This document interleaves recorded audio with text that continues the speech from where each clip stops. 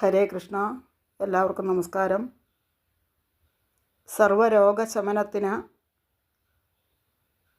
സ്തുതിക്കാൻ പറ്റിയ ഒരു സ്തുതിയാണ് നാരായണീയത്തിൽ 8-ാമത്തെ ദശകത്തിൽ 13-ാമത്തെ ശ്ലോകം.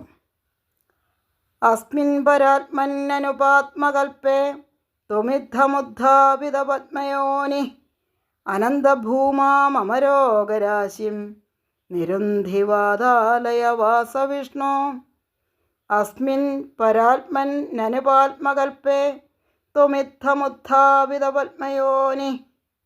പരമാത്മസ്വരൂപനായ ഭഗവാനെ, ഈ പാത്മകൽപ്പത്തിൽ ബ്രഹ്മാവിനെ ജനിപ്പിച്ചവനും ഗുരുവായൂരിൽ വസിക്കുന്നവനുമായ അല്ലയോ വിഷ്ണു ഭഗവാനെ, അനന്തഭൂമാമരോഗരാശിം നിരുന്ധിവാതാലയ വാസവിഷ്ണു.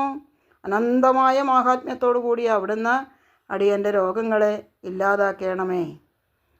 അസ്മിൻ പരാത്മന്നനുപാത്മകൽപ്പേ ത്വമിദ്ധമുദ്ധാപിതപത്മയോനി അനന്തഭൂമാമരോഗരാശിം നിരുന്ധിവാതാലയ വാസവിഷ്ണു. സർവത്ര ഗോവിന്ദനാമ സങ്കീർത്തനം. ഗോവിന്ദ ഗോവിന്ദ.